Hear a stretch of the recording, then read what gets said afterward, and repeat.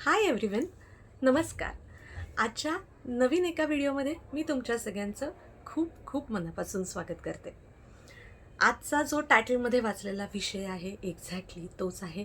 पटकन विषयाला सुरुवात करूया की केसामध्ये जर कोंडा झाला असेल म्हणजे डॅन्ड्रफ असेल, खाज येत असेल म्हणजे इचिंग होत असेल, तर आपण एक घरगुती लेप कसा तयार करू शकतो.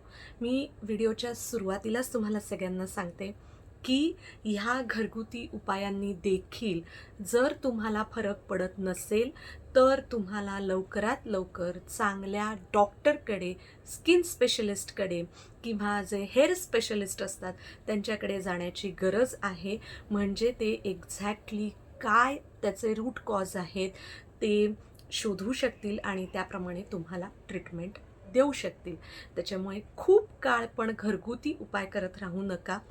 वेळच्या वेळी डॉक्टरांना देखील नक्कीच भेटा. पण काही वेळेला अत्यंत कमी प्रमाणात हा त्रास होत असतो किंवा कधीकधी सीझनल असतो किंवा कधीकधी थोडंफार डाएटमध्ये चेंज वगैरे झालं म्हणून असतो.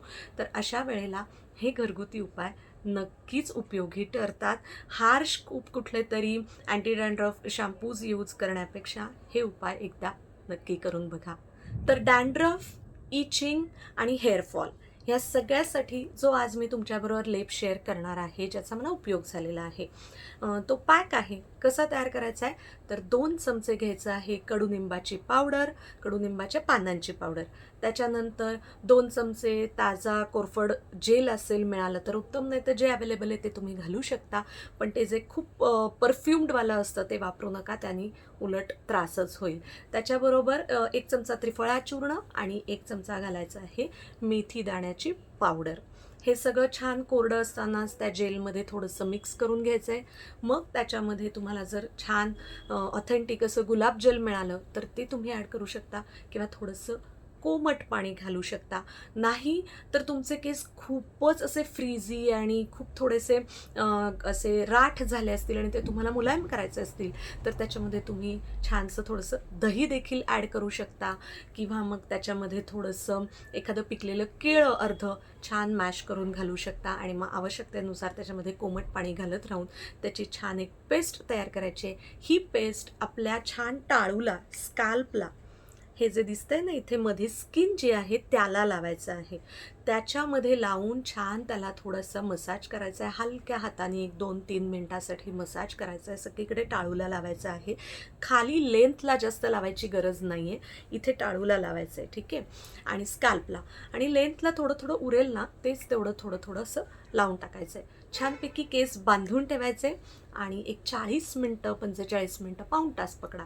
हे झाल्यानंतर कोमट किंवा शक्य असेल तर थोड्याशा थंडसर पाण्यानेच, ऊन पाण्याने योग्य तो माइल्ड असा शॅम्पू वापरायचा आहे आणि छान केस धुवायचे आहेत, न्हायचं आहे. त्याच्यानंतर तुम्हाला काही कंडिशनर अप्लाय करायचा करू शकता किंवा तुम्हाला सिरम लावायचे लावू शकता. हे अशा पद्धतीने तुम्ही नक्की आठवड्यातून एकदा ट्राय करून बघा. ह्याने चांगला फरक पडतो. इथलं रक्ताभिसरण छान होतं, स्कॅल्पच्या इथलं आपल्या रूट्सना छान असं बळकटी मिळते. थोडंसं काय म्हणतात, केस पांढरे होण्याकडे जर जात असतील तर ते सुद्धा थोडं कमी होण्यासाठी मदत होते. आणि इचीनेस जो आहे तो पुष्कळ प्रमाणात कमी होतो. कडुनिंबाची पावडर ही खूप छान पद्धतीने अँटीबॅक्टेरियल, अँटी फंगल अशा पद्धतीने काम करते. आणि त्याचबरोबर त्रिफळा चूर्ण देखील खूप छान पद्धतीने आपल्या केसांना बळकटी देतं. आणि हे करून बघा, ट्रस्ट मी, ह्याच्यामुळे खूप फरक पडतो आहे, ह्याच्यामुळे खूप फायदा होतो आहे आणि कोंडा नक्कीच कमी होईल. काय उपयोग होतो आहे कमेंट्स करून मला नक्की सांगा. करून बघितल्यानंतर पुन्हा भेटूया नवीन एका व्हिडिओमध्ये. Till then take care, thanks for watching and bye.